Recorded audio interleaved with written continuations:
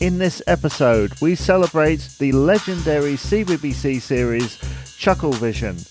Also, my guest on the Empty Compartment today is podcast extraordinaire Daren Stratton. That's all to come on the 90s and Noughties UK podcast, a podcast about UK pop culture of the 90s and 2000s.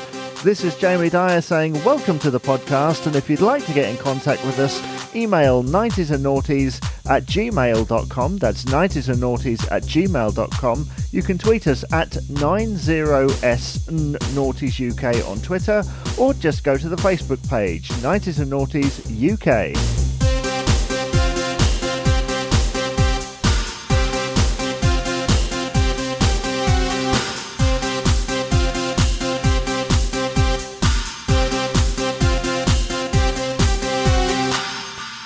So here we are on another episode of the 90s and Noughties UK podcast. And I just thought that before we get into the main content of this episode, let me first say thank you to all of those who've sent feedback, comments and messages via social media and emails. It is very much appreciated because without you, there would be no show. And, I'm always saying that, and it's very much true. So this episode, following our previous episode that we did with Guy Lambert and Simon Parkin, predominantly focusing on CBBC, we thought that we'd return to the subject in parts of this podcast, since there was a lot of positivity around it on social media and such. But don't worry, for those who aren't so keen on that subject, as always, the Empty Compartment is here to help you, and my guest in this episode is podcaster extraordinaire Daren Stratton, as we talk the Battle of Windows, school dinners, and game shows. But first, this.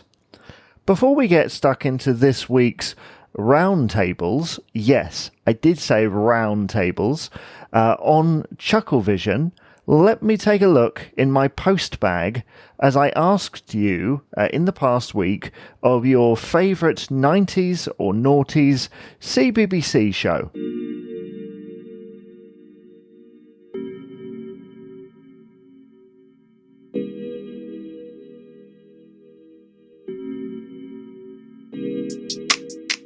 We've had a couple of correspondence prior to this episode regarding the question, what is your favourite 90s or Noughties CBBC show?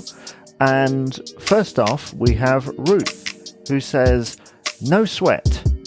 I think North and South, who were in No Sweat, for those wondering, were the first band I admired.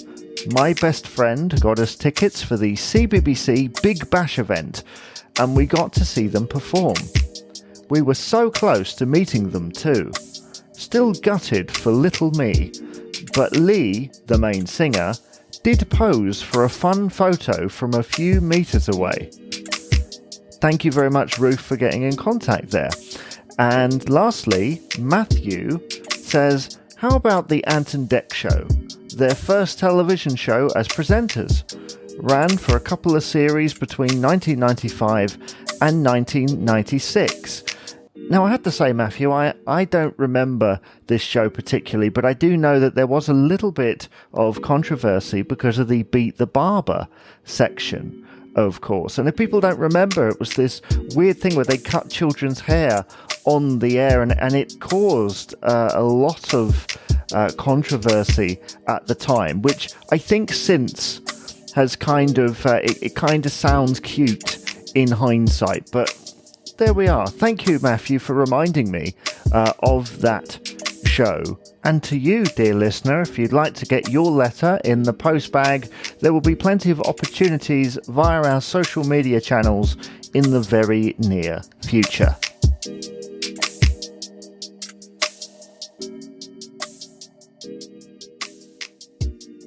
And now we move swiftly on to our Roundtable feature of the podcast. Now, for those new listeners out there, this is where I gather fans of a particular subject, and then I talk to them for, say, 20, 30 minutes about that particular subject or an area within that subject. And we've done previous ones based around music. So we did Steps some time ago. We did the 5 one. We've got an A1 roundtable coming up in the next few weeks or so.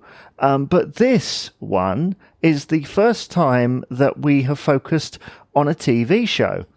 And quite rightly so, in my opinion. We've started on the classic children's television show Chucklevision, the Chuckle Brothers TV show that ran for a very long time, and with good reason. It's extremely popular, and certainly that popularity shows in these roundtables, because there is not one but 2, because I had so many people come forward liking the idea of a roundtable about Chucklevision that I had to split them into 2 separate sections. So that is exactly what you're going to hear here.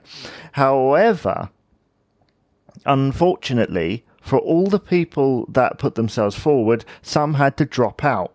So the second one, I'm joined by a couple of people, and the first one, it's a few people. So it's not quite as big as I'd hoped it was going to be originally, or what it looked like it was going to be.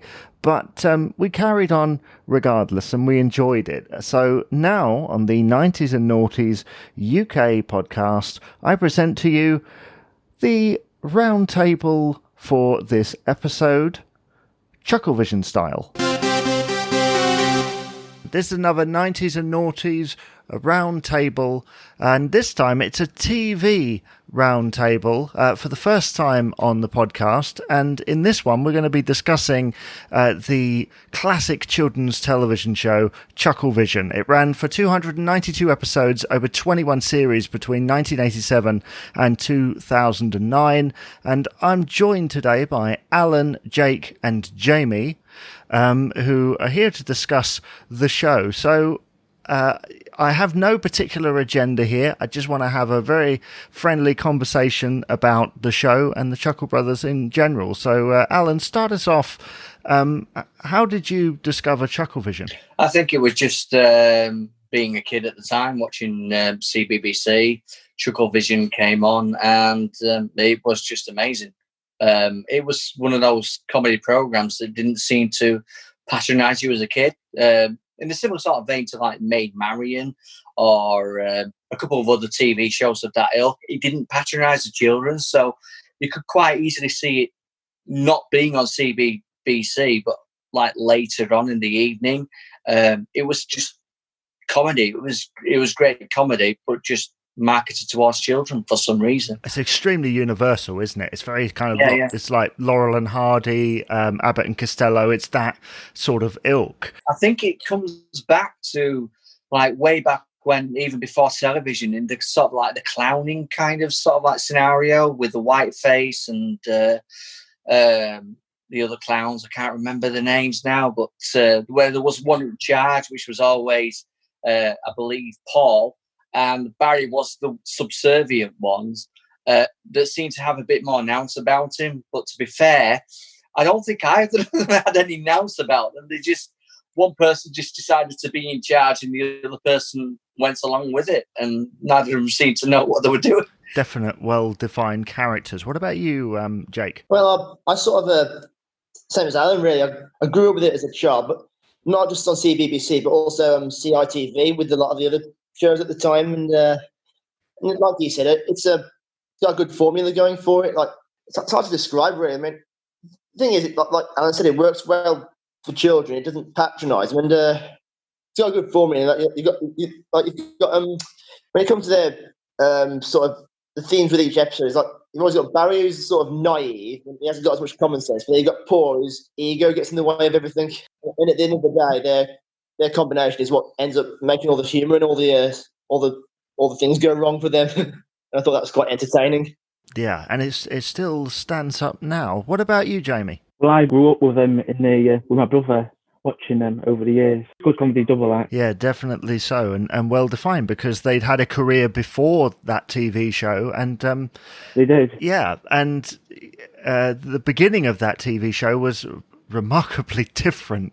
They're not the same, when you watch Series 3 for me is Chucklevision, not Series 1 and 2. That I vaguely sort of like remember it, but I couldn't sort of pitch anything back from that.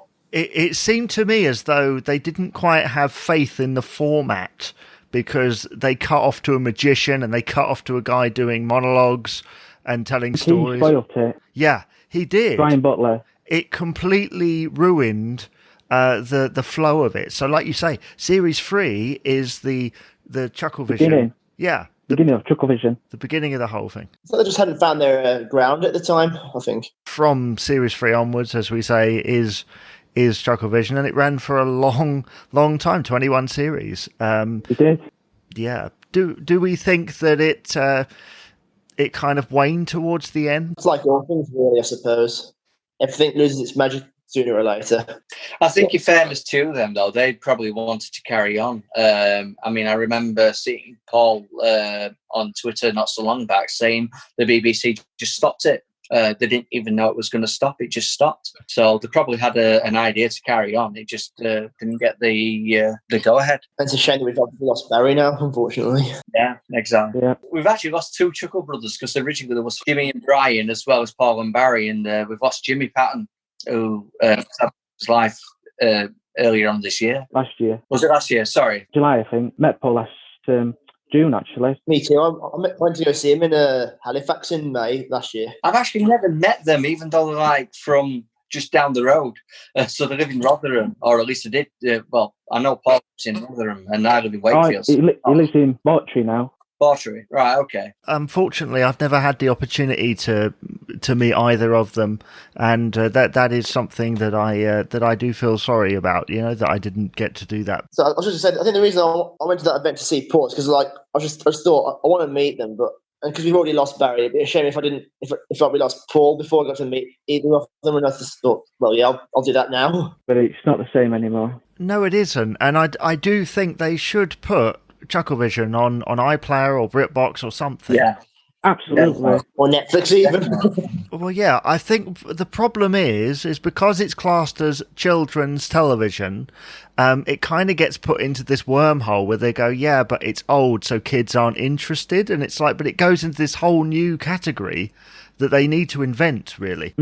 Classic. Retro television. Yeah, because a lot of those kids' shows from back there, we could admit, probably aren't suitable for kids now. That one happens to be one that is suitable, that is still okay, and yet it doesn't fit into any of the modern day categories, and it should be on one of those services. And Paul said so himself. Well, I was just saying, like, all classic shows, like, they did put the original series of The Demon Has Master on the iPlayer last year. Why not Chucklevision? Well, yes, and there'd be more. There's more episodes, to go upon, and it's one of those where, because it didn't lead on to anything, it wasn't serialized, because each episode was its own contained thing. I think I used to get confused as to the episodes, like where they were from. They were just all timeless. I think a lot of TV shows now have veered towards this long story arc thing, which I'm not that big a fan of, and I think it's come from Lost, and then any TV series afterwards, like Game of Thrones, like even Star Trek Discovery and Picard. They've all gone onto this long story arc thing, and there's no self-containment anymore, which I think is sad, because having a story inclusive in its own episode, you can just dip in and out if you need to do, and you don't have to go in any specific order. You can just come back and go forwards to either your favourites or whichever one you remember best.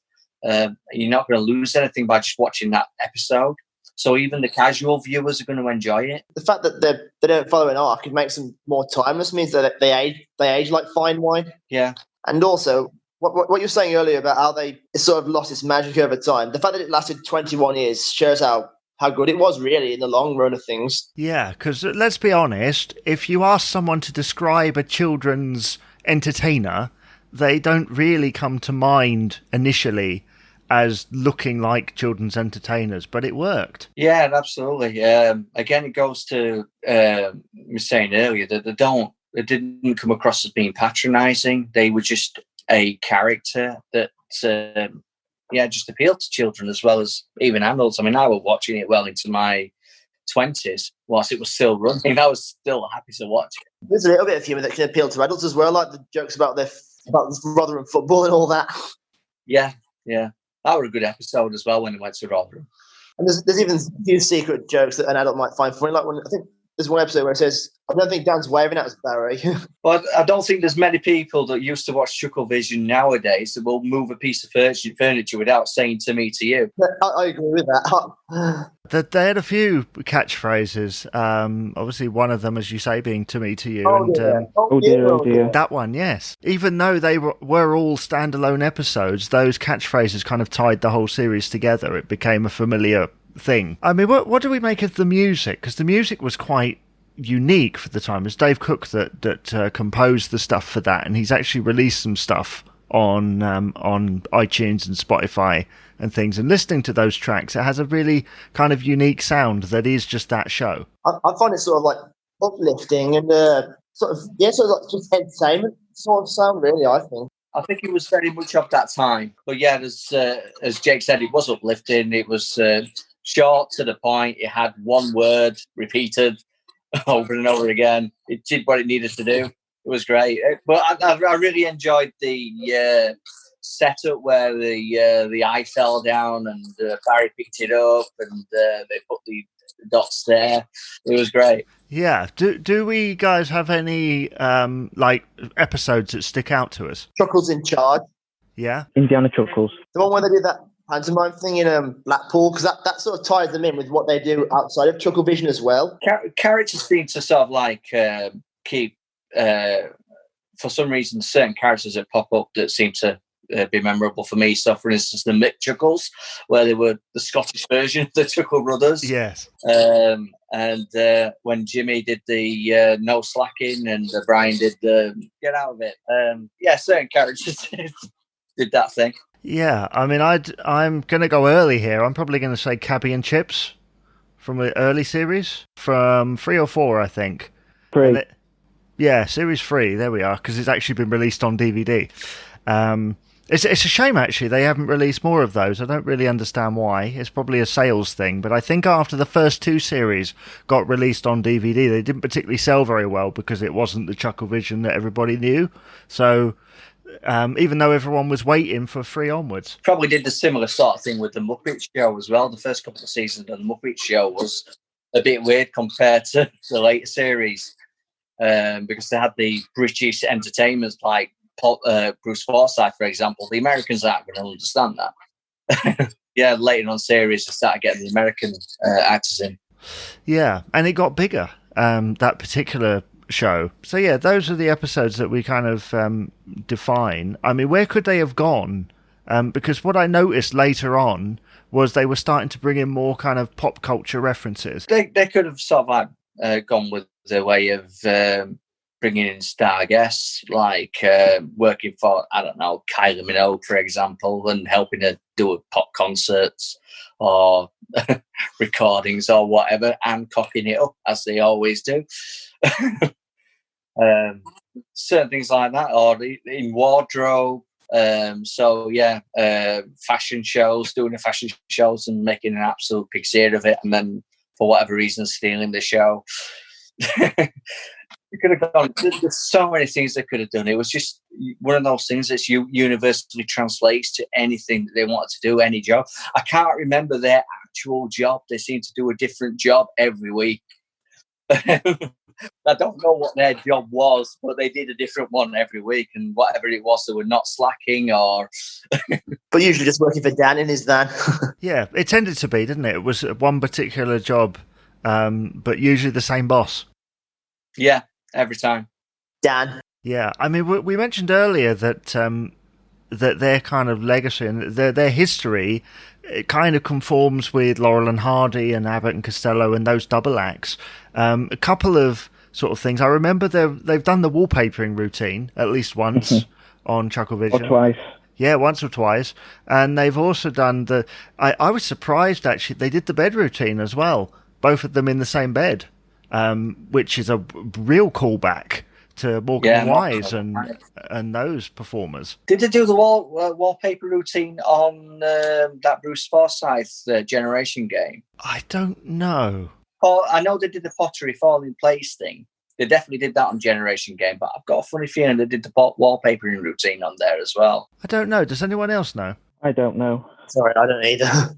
They were on Generation Game a few times. I know they kept coming back pretty much every other season. Yeah, because they did do other things. It wasn't just Chucklevision. They did other things. Yeah. And obviously since Chucklevision has finished, they've been on, I think they were on Celebrity Juice once. So as I said, they started on Pointless on one occasion. Yeah. Were they on Weakest Link at one point as well? I might. I think they were on Blue Pete before they did Chucklevision. Mm-hmm. Yeah, because Jamie mentioned earlier the Chuckle Hounds before Chucklevision was sort of a more like toddlers show, wasn't it? Yes, it was. Yeah, but they were actually, they weren't in person. They were in dog costumes. Did anyone see that? I did. Chucklevision. Do we think that it should be somewhere for people to view? Absolutely. Yeah, absolutely. Definitely. Yeah. Definitely. I don't even think it'd be difficult for them to do and just put it on iPlayer. I don't understand why, they're so reluctant to do that. As I say, at least in the UK, it's really they're quite really well known amongst kids and adults alike. Yeah. Yeah, I think as we were saying before, it's very much because they classified as a kids program back in the day, but it's universal now. And certainly I watched a few episodes quite recently, and I was struck with how juvenile it was in places, but still extremely, it's okay to watch. It's not quite as sappy as some programs can be that are aimed at that audience. Has anyone got anything else to say on this subject? I've got a little bit of interesting facts. The Chucklevision car, the actual bike. Right. I know what happened to that. I know someone that actually owns the actual bike. One of my friends who's a magician actually worked on a BBC show after Chucklevision finished.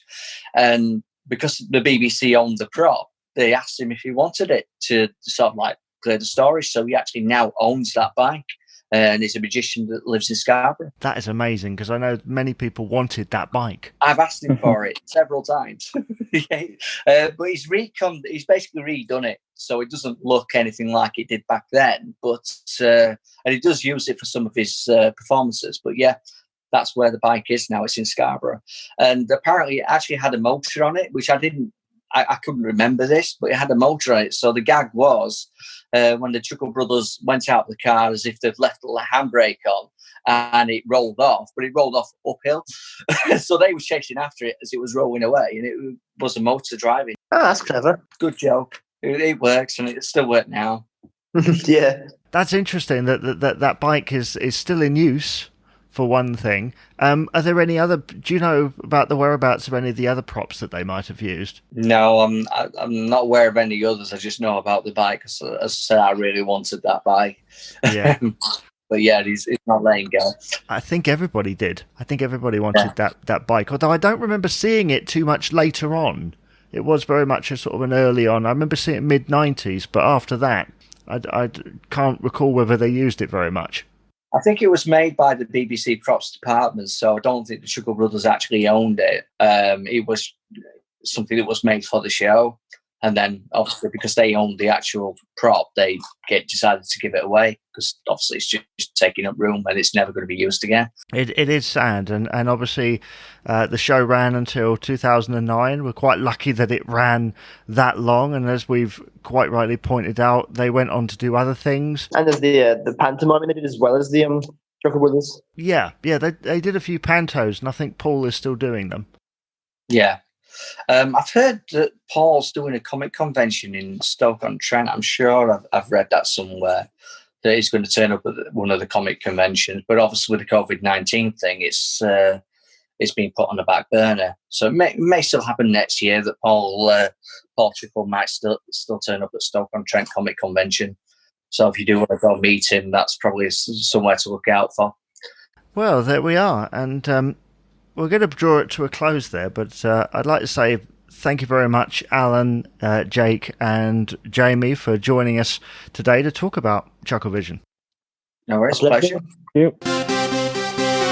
I'm joined here by a couple of fans who are going to share some memories. So, Ben, start us off. What are your memories of Chucklevision? I don't know. I've just liked it since I was young. So I just got it's probably more the waking up. They used to have it on early on the CBBC channel, I believe, and sometimes I used to try and wake up and watch it then. But yeah, it's just one of my favourite programmes. Yeah. I remember it being on at about 6:30 in the morning. I used to tape it myself. I didn't record as many as I wanted because they stopped repeating the older ones. So I wish I'd recorded more. Looking back. Yes. What about you, Christopher? Well, I remember watching it. It's because once you watch it once, you're like, oh, I want to watch it again and again and again. And then once you watch it again, you get into it, and you're like, this is actually something that I like to watch, and it's just like this can give you good memories of it. Yeah, I can agree with that. I'm sure Ben and I can concur there that I've got some great memories watching Chucklevision. Are there any episodes that spring to mind for both of you? Probably it's probably the first ever episode of their first series. Really? What, back in 1987? Their sort of studio-based format. Yeah. It was just because if you look at the Chucklevision that they done, like the last ever series they done, it's different to the first series. Yeah. Oh yeah, because they had a sort of sitcom-y format. Going from series 3 onwards, and the first couple of series are mainly studio based. What about you, Ben? It's more a memory of seeing it later on, but the put up job, I believe, where they're in the hotel with no slacking, I've always liked. I think it's definitely one of the strongest, funniest ones in my book. Series 9 has a lot of good episodes. I think it's one that personally I do like. If I had to pick one, yeah. Have either of you ever met the Chuckle Brothers? No, I've never met them, but because they're opening up the Thingy and Gulliver's, aren't they? The Chuckle Street. Yeah. So I might probably go up there and just have a look at it all. Yeah, I wasn't aware of that. But I do know that Paul does a lot of extensive work out there, certainly when there isn't a pandemic going on. Yeah, he does all work for charities as well, which is which I mean he can do because he's no longer got his brother with him to do anything, so he might as well start helping people that need help. Well, I think they did a lot of that anyway. They used to do a lot of panto at Christmas time, and that sort of thing. Do we think that the series Chucklevision was consistent throughout? Was it consistently good, or was there actually bad episodes but we just don't remember them? Well, the last one is pretty terrible. It's a shame it had to end like that, really. Yeah, it's a bit of a parody of itself, isn't it? Yeah. The one before it would have been kind of the perfect ending, I think, if it swapped them round. But the thing that I find with that show is they don't look like children's entertainers. They don't. They just look like two normal people. Yeah, they just didn't look like children's entertainers. But that series ran for a long time, and as Chris has already said, those early series had a completely different format that was spoiled, in my opinion, by the monologues in the middle.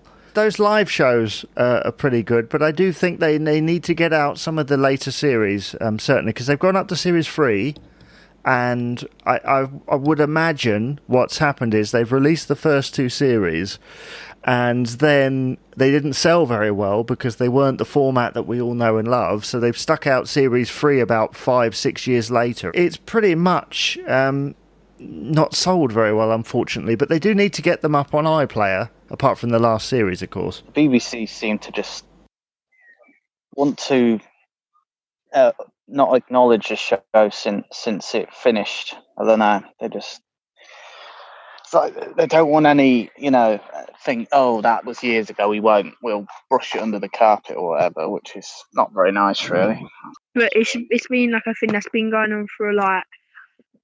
I can't remember how many years, but it's been going on for ages. Yeah, it's been quite a while, and I often term it that what's happened is when it was originally made, it was aimed at children, it was for children, and it's labelled as such. The thing for like the first and second series, like in the middle, you had like all story times and that. Yeah, so it was aimed at children, and then obviously now the kids today probably wouldn't appreciate it quite as much. We have a much more of a nostalgia for it, but of course they probably would find it a bit boring. Well, possibly, although a lot of it's quite timeless. Yeah. Because there's a lot of sort of Laurel and Hardy and Abbott and Costello and a lot of old-fashioned kind of double-act gags in there that they were doing right up until the end, really. Obviously, we'll draw it to a close in just a moment, but do we think that Chucklevision is like the definitive CBBC show? Is it like the show to watch? I would say yes, because I think it's the longest TV show to ever run. Certainly for children's, yes. Everyone would say Blue Peter, I think, but I never liked Blue Peter, so I always went towards the comedy. So yeah, it's inspired my love. Then I love all the British comedies and stuff, so it kind of comes from that mainly. And it fits into that, doesn't it? Yeah. Well, it is a sitcom, really. People don't class it as one, though. Well, yes, I always liked the way that they, it wasn't a continuing story. Each one could stand up on its own, so they could play them in any order, and it still makes sense. Well, I shall draw that to a close, but I'd like to say thank you very much to Chris and Ben for joining me today here on the 90s and Noughties podcast, and all the best. Go and watch some Chucklevision. Yes, thank you. And once again, thank you to the participants of both Chucklevision roundtables there. In just a moment, we're about to do the Empty Compartment with Daren Stratton, podcaster extraordinaire. But first, let's lead on, shall we? Daren, what's your favourite memory of Chucklevision? To me, to you, to me. That's a great one, isn't it?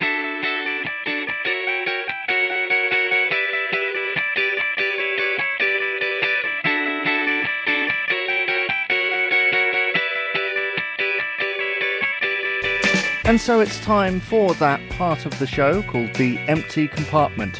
3 questions, 1 guest, all 90s and noughties related, and the more random, the better. My guest today is Daren Stratton, podcaster extraordinaire. Daren, in brief, how did you get into podcasting? I was at the college and downloaded a bit of software and wondered how it looked like if I did a podcast. And that's how it all came about. Well, yes, and now you do many of them.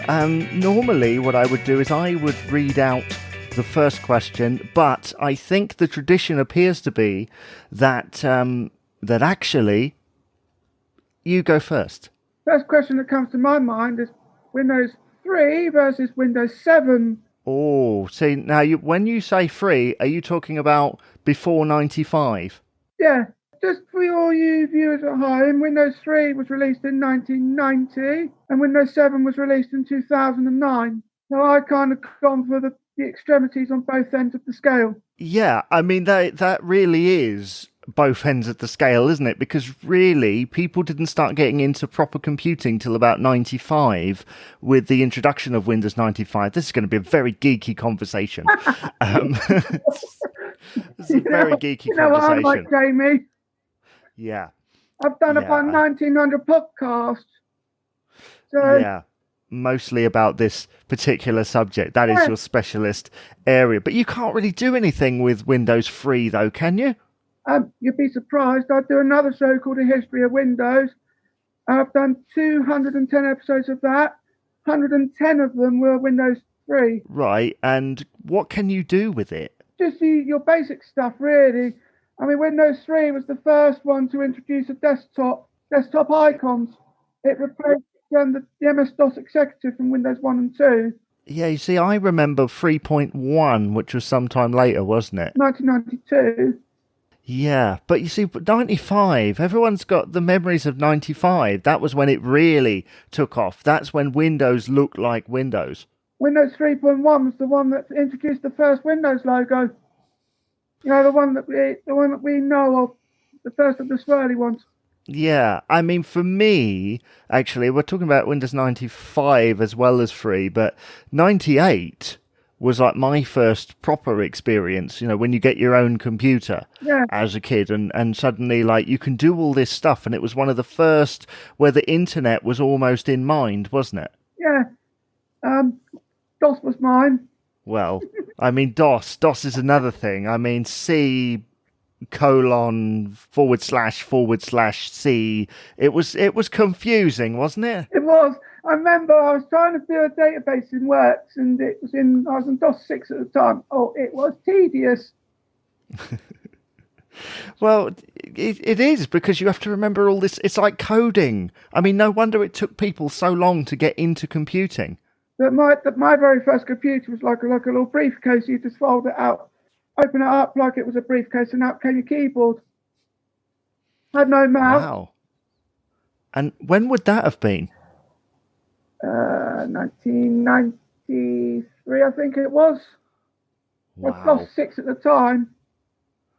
I mean, how far we've come with that. That's fascinating. And do you know what? It doesn't surprise me in the slightest that the first question that we get from you is of an extremely geeky and niche nature. That is an extremely geeky question, but thank you very much for asking it on this edition of the Empty Compartment. And really, we didn't answer the question. Not really, because I think Windows 7, because 7 pretty much, it does so much more. I mean, from a nostalgic point of view, yeah, 3 is great, but 7 is... It is closer to the modern experience. And certainly, if we can't get access to Facebook on Windows 3, then what's it good for these days? I'll tell you what it's good for. And you'll be finding that IBM Mr. has an answer for everything. Windows 3 was actually the last version of Windows that let you play Reversey. Reversey. See, that completely, I have no memory of that. So let's move swiftly on, shall we? Let me ask you, because this is my question now, and I think we're going to go on a similar theme. Daren, my question: what is your favourite game show of the 90s or noughties? Got to be The Weakest Link. I grew up with that. The Weakest Link came to our screens in August 2000, and I grew up with it. I mean, every time I host a quiz, because I host quiz sometimes. That's the one I tend to follow. Are there any other game shows that spring to mind? Weakest Link is a great show. Are there any other great shows that spring to mind? I like the idea of Supermarket Sweep. Mm-hmm. Bruce's Price is Right is another one of mine. Mm-hmm. Yeah, most of these are repeated now. Which is amazing. So they still have nostalgia value. I loved Supermarket Sweep, but Weakest Link to me was always the boring one. It did sound a bit slow at first, but then, of course, as you lose contestants, the rounds got shorter. Yeah. And of course, you had sudden death. And of course, you host a quiz yourself, don't you? So you have an appreciation for it. Well, there we are. That's the second question, and now we go forward to the third question of this edition of the Empty Compartment, and this question in particular is submitted to us by listeners, so it isn't particularly aimed at you. It's not particularly aimed at me either. It's just a general thing. I could have anybody sat in front of me.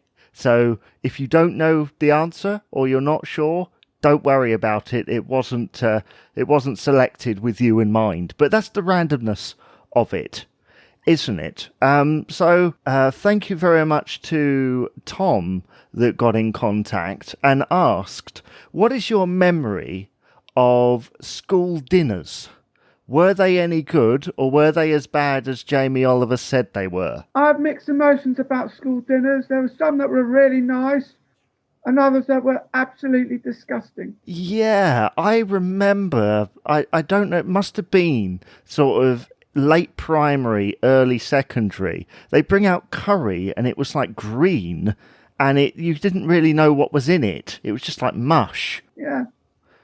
And they'd serve up weird things like lumberjack pie and you think, what is this? Although I could tell you I had one of my school dinners was pizza and vegetables. Mm-hmm. That was when I was in secondary school. I remember the secondary school meals being a lot better. I was at a different school, and they were a lot better. They had chips once a week, and the rest of the time it was like gravy stuff.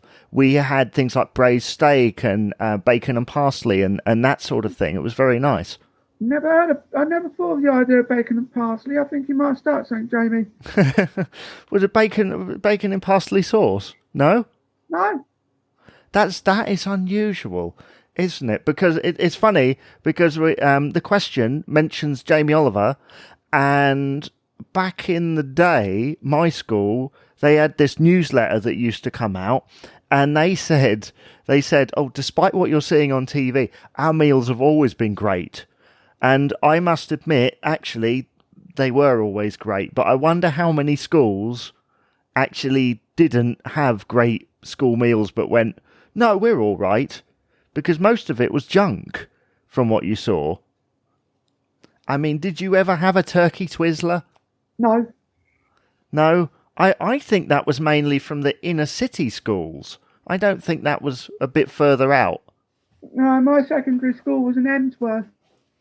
So, that tells you something. I suppose it does. So, I mean, the school dinners thing, were they as bad as Jamie Oliver said they were, or were they okay?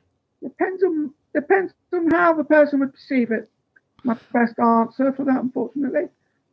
Well, that is true. That is extremely true. It does depend on how the person perceives it. That is the third question in this edition of the Empty Compartment. And once again, thank you very much, Daren, for joining us. I concur with that man, and the Empty Compartment will be back in the next episode of the 90s and Noughties UK podcast with radio presenter David Snape joining us once again to talk about all things 90s and noughties, debating those 3 questions. And if you're listening and would like to be part of a future episode segment of the Empty Compartment, video or not, then you can. You can tweet us at 90s Noughties UK on Twitter, or go to the Facebook page, which is just simply 90s and Noughties at gmail.com. That's 90s and Noughties at gmail.com. And allow me to explain somewhat, because I know there are some listeners out there who believe that our podcast should just be like one subject and one subject only per episode. I like this show to not just be about one particular thing. I like it to be a show in its own right, rather than just, oh, this week we're the CBBC show, this week we're the CITV show, this week we're just going to talk about Take That. Obviously, occasionally we will be focusing on specific subjects, but in the main, I like it to be in its own thing.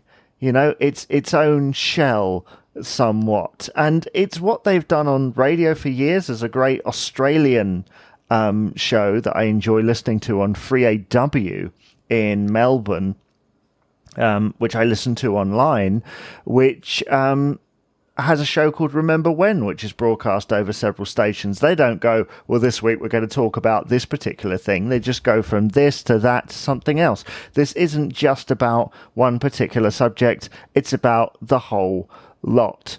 And so the Empty Compartment is about trying to diversify that subject so that we're not just in one thing. And I have had people come forward wanting to be part of it and then realizing, oh, do I can I just come on and talk about this? No, you talk about whatever the subject happens to be. And some people want to brush up on it.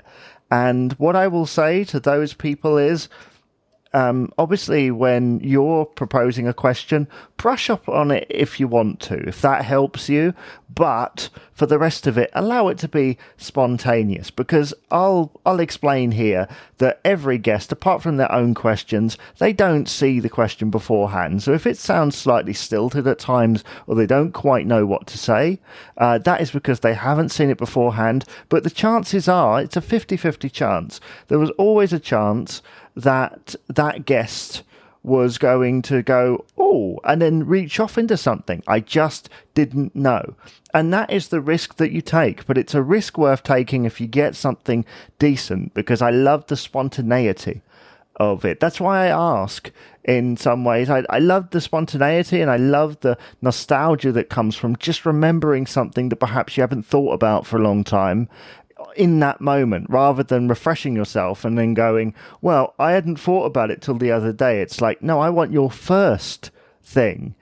You know, I want your first memory right there. I don't want you having been and brushed up on it. I want that first flush of you remembering something, because sometimes that's where the sweet spot comes, and it's brilliant. And that's the whole point of the podcast: nostalgia and spontaneity as well.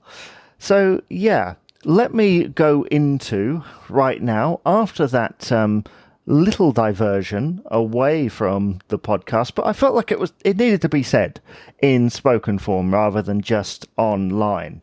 So allow me to go to the section I like to call Jamie's Final Bit.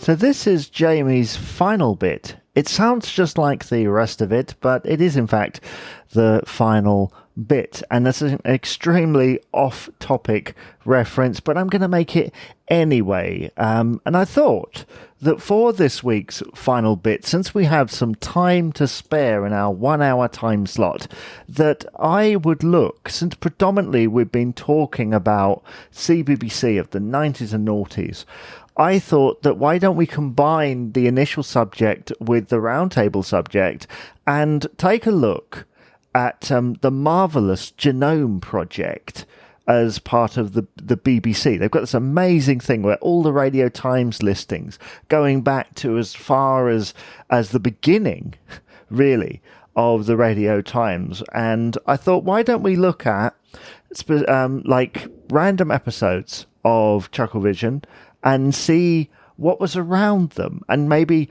discuss that.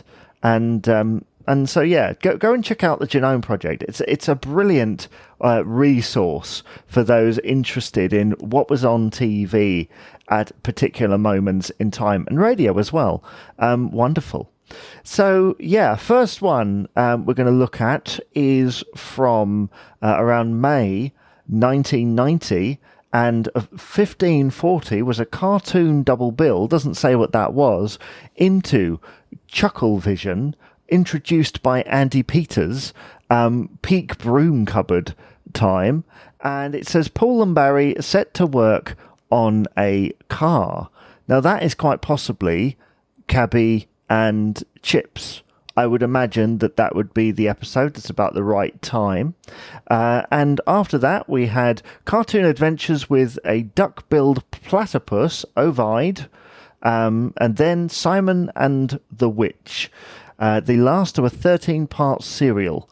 Yes, indeed. And then into, and this will evoke a lot of memories for people, Teenage Mutant Hero Turtles. That's right, Hero Turtles, because that's what it was called at that particular moment in time. They didn't think we could manage the word ninja. Then we had News Round. So that's where Chucklevision was in 1990. So let's go on to one from the mid-90s, about 1996, October.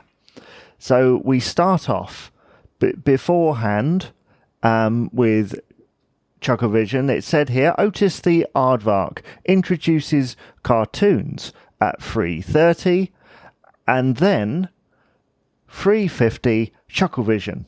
Paul and Barry attempt to buy a lottery ticket, but chaos ensues. Yes, indeed. That was a repeat at that particular moment in time, but it was followed by Get Your Own Back with Dave Benson Phillips. Then into The Demon Headmaster, which again will evoke a lot of memories for people. Into News Round, finishing off with Blue Peter with Tim Vincent, Stuart Miles, Katie Hill, Romanda Di Annunzio, and it said there it was repeated the next day at 7:55 a.m. if you happen to be up, of course. Then into Neighbours, which was the classic thing. I think we all remember CBBC finishing, going into Neighbours. Classic moment in time right there. So let's go forward 4 years to 2000 on the BBC Genome Project, and that particular day, around September time, so when the schools were going back, we go into 1525, 325, the Tweenies. Yes, indeed. Ends 335, Rabbits and Elephants. So that was the episode name for that day. Into Bob the Builder, again, classic. Then into Chucklevision, into Casper, which had 2 more tales featuring the friendly ghost. Then Microsoap, the penultimate part of the off-the-wall comic drama. Then into News Round. Then Blue Peter, in an era that I remember very well. And this particular week was an Olympic special presented by Connie Huck, Matt Baker, Simon Thomas, and Liz Barker. Yeah, that is definitely peak of what I remember Blue Peter to be. I'm sure many people have, because it's run for so many years, their peak era of what they remember, and that is mine, with Matt Baker and Simon Thomas, Liz Barker, and of course Connie Huck. All went on to do great things in the industry. So lastly, in our little trip through the Radio Times, let's go to December 2009. So we're skipping forward 9 years, where Chucklevision is still on the air, but this looks to be, from what I can see, the last time. According to this, it was probably repeated afterwards, but of course the Genome Project goes up to 2009. One of the last times that Chucklevision would have been played on BBC One, because they shortly after that decided not to have it on BBC One anymore. So we start at 15:05 with CBeebies, Show Me, Show Me. Then Tronji, CBBC, 15:35. There, and then 15:55 we had Chucklevision, the Hapless Brothers Reminisce. Then at 16:10, Sam and Mark's Guide to Dodging Disaster with Sam and Mark.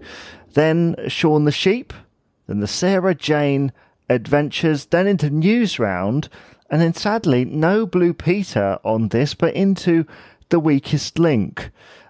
Very much into almost the modern era of what we remember things, what we know things to be now. That quiz show at sort of 5 o'clock.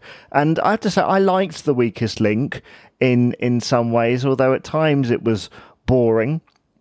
So yeah, that's 2009, one of the last times that Chucklevision would have been on BBC One, and it's a shame, actually. I remember watching it in CBBC repeats, as has been said in the Roundtables. That was a great time. They were on at like 6 o'clock in the morning, so you'd have to tape them in advance, and I'd watch them with my breakfast before school. So there we are. That's just a small trawl. And I'm sure that we'll do this at another point in time through the BBC Genome Project. And I keep saying it because, I'm using it as a resource here, but I think you all should go and have a look as well, because it is a great thing. And it certainly stirs up a lot of memories, especially the 1991 that we talked about. I wonder what that cartoon double bill was. If anyone knows, would they mind getting in contact with us? I'd love to know what that was. And of course, how many of these shows do we still see? You know, how many are we still seeing on TV? I mean, when was the last time Simon and the Witch was repeated on TV or Ovid? And I apologise if I have got that wrong, but there we are. That's what happens. And of course, Teenage Mutant Hero Turtles. I had that on VHS as a kid. I loved it. It was a great craze, although I think by the time I was growing up, it was sort of coming out the other side, wasn't it? And they had that weird show on, was it Fox Kids? I think it was, which was like a 3D, like live action version of the Teenage Mutant Ninja Turtles, as it was known then. So yeah, I hope you enjoyed that little foray into the TV guides of yesteryear. There's loads that can be found from there, and I think it gives you a snapshot as to how Chucklevision managed to survive so many different changes. And that's pretty much shown by our previous CBBC episode with Simon Parkin and Guy Lambert, how there were all of these changes that happened at the BBC and CBBC that meant that Chucklevision just kept going, didn't it? It kept going, and it lasted throughout all of this time. And it's wonderful. I love it, but I do wish it was on some kind of streaming service. Come on. You know that you want it on a streaming service. I want to say it on BritBox or Netflix or Amazon Prime. Something. Make it happen. And while you're at it, have a look through some of these old TV guides and tell these people that you want to see some of these other shows. I mean, I did hear that when it was Blue Peter's anniversary not so long ago, that they were talking about digitizing a lot of the old episodes. Well, I hope that includes some of the stuff from the 90s as well, because, again, it's a snapshot in time, and some of those things were quite interesting. Blue Peter, in my memory, they used to go on trips and things, and they'd show a lot of stuff that now would be of great interest from almost a historical point of view. Not just the 70s stuff with John Noakes and Peter Purvis, but the later things as well, the Connie Huck years and such, and Zoe Salmon and sort of that late 90s to early 2000s. So yeah, that is something that I would like to see. What would you like to see? Do let us know via our social media channels. And once again, I apologise if this is a little bit rambly, but as I say, it's the final bit. I like to give myself an hour of airtime for this podcast, no more, no less, just to meet that and try and get better each episode. So don't worry, if you're a listener that is listening to this for the first time, it isn't like this every week. Just thought, hey, why don't I have a look in this BBC Genome Project while I have time to? That's what I thought, and we have done so. What is your memories? Do let us know here on the 90s and Noughties UK podcast. And breathe. We've had a really good episode today, actually. I've enjoyed this episode with the Roundtable and the Empty Compartment, and I look forward to doing it once more next week, because we release episodes once a week on a Monday at the time of recording. So if I've changed it, then please do have a look at the dates that are regular and go from that. Basically, don't listen to me in the distant past. Well, there we go. So anyway, thank you very much for listening to this edition of the 90s and Noughties UK podcast. If you'd like to get in contact with the podcast, you can email 90sandnoughties@gmail.com. That's 90sandnoughties@gmail.com. You can tweet us at 90s Noughties UK on Twitter, or you can go to the Facebook page, which is just simply 90s and Noughties UK. This is Jamie Dyer saying thank you very much for listening. Your support is much appreciated. Please do keep an eye on social media for any updates to future episodes and any participation opportunities as well.